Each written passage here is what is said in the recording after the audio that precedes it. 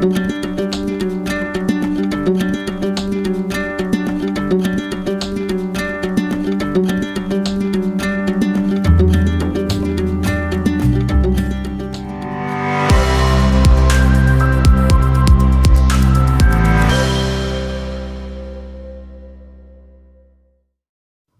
everybody, and welcome back to Mel's Board Game Room, where I am doing an unboxing video because I got a lot of games showing up lately. One of them actually arrived just today, so I waited for that one to be here and then figured I would do the video. So the first one I want to talk about actually should have been on my last unboxing video, but I had put it on the shelf, so forgot all about it. I got this one from Carla, so my co-host for the podcast, The Board Game Specialist, and this is Tumbling Dice. So I really quite enjoy this one. It's kind of a dexterity dice game, and you'll be bouncing your dice off the black platform here or flicking it off from there. And wherever it lands, you'll take the pip multiplied by the level that it lands on. If it's on the table, it kind of didn't land, it's nothing. If it lands on that very top one, it's also nothing. But then you get ×1, ×2, ×3, or ×4 if you land in one of these ones. I brought it over to the Acme Legion game day, and I think everybody that's there gave it a try, and it was a lot of fun. So that was Tumbling Dice. Then I got, actually from the Acme Legion day, one of the comments I had placed was, or I had commented somewhere, was that I was concerned because I don't have a lot of kids game. So if we had a younger audience showing up, I wasn't sure if I'd have enough games to kind of be entertaining for them. So my friend Lyle's like, okay, well, I'm donating you some. And last time he came, he brought a few games that would kind of match for a bit of a younger audience. And I truly appreciate it. That is amazing. So first one is Magician's Kitchen.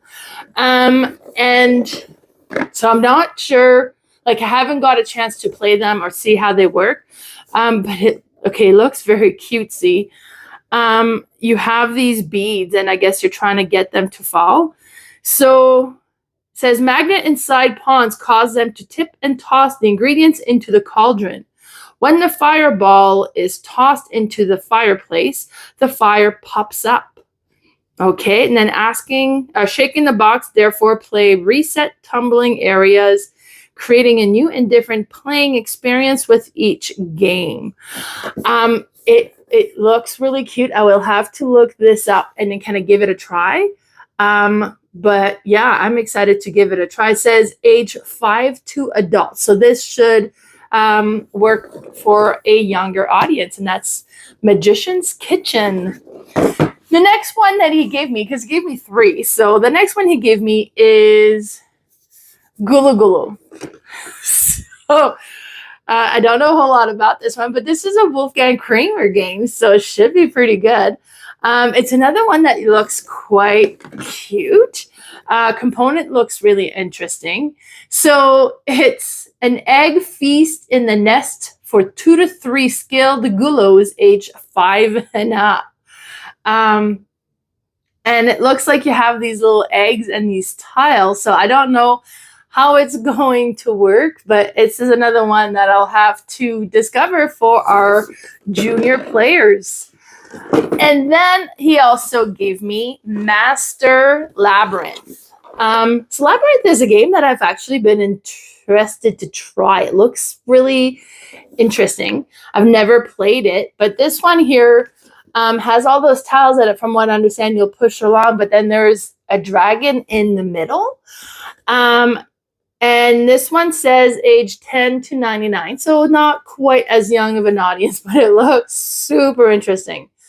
I'm just really excited to give this one a try. It looks like a bit of an older game. Does it say when it was published? I do not. Oh, 2007. So a little bit older, but I am excited to try this one. So Labyrinth, or Master Labyrinth. Okay, now, Lee had gone to Edmonton a little while ago. And when he went, she's like, so am I picking anything up for you? And I was like, oh, I didn't plan on it. He's like, well, you might as well, I'm going to be there. So I reached out to Pompeii game store, and I ordered a few things, and they're amazing. I actually delivered the games directly to the hotel so that Lee could just bring them home, didn't have to go out of his way. So super convenient. And I picked up 3 games from them, and one is Downtown Farmers Market. So this one, I played it for the first time at Cartreat in the fall. And since I've purchased this one, I think it's been played 3 or 4 times. So it's just a really quick, simple, easy game to get to the table. And basically, you're going to have like 4 tiles along the side and 4 tiles along the top that are your goals. And then you're going to draft tiles to put into this 4x4 grid, trying to meet the requirement of the goal so that you can score those tiles. So some would be like, no carrots in this row, and then you would score 6 points. Or in some is like, well, you need to have exactly 7 ingredients in that row, and different things like that. So the artwork is super adorable. It's such a simple game to play, but it's really satisfying. So that's Downtown's Farmers Market. And then I also got Viscount of the West Kingdom. I'm holding it upside down. Viscount of the West Kingdom. And this is actually now complete my West Kingdom trilogy, not including expansion. I'm not big on expansion, but I now have Architect and Paladin and now Viscount. So I haven't tried this one. I know this one is one with the Rondel. I've played the other 2. So I hear good things about this one, that for a lot of people, this is a preferred one. But so yeah, with the Rondel in there, and super excited to give this a try. So put this over there. And then I also got First Rat. I bought this one completely unaware of how the game played or anything about it. I know that they played this on the Flip Side of Board Game. They did a live playthrough of it, so I was on there kind of watching a little bit of it. But from what I understand is you are a mouse or a rat family, and you are under the understanding that the moon is made of cheese. So you are competing, trying to create rockets to go to the moon and collect this cheese. That's all I know about it. I think it's a worker placement game. So it says, move your rats and collect resources, shop for useful item or steal them, and then build rocket parts and train your ratronauts. It looks super cool. I hear amazing things about it, so I am excited to give this one a try, and that was First Rat.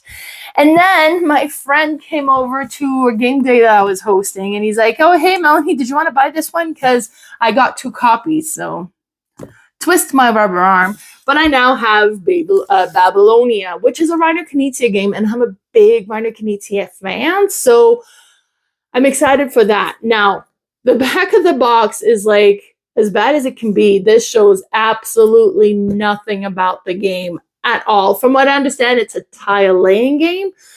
But you wouldn't know that from the back of this. So I know very little about it. I will need to give this one a try and tell you more. So, and yeah, like there's just nothing back here.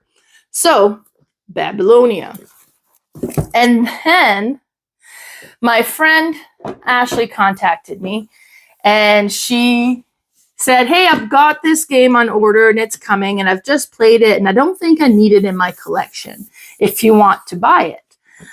And then I had played this one at Cartreat in the spring, or I guess late winter. I guess it was still winter. We're still winter now, so it was winter.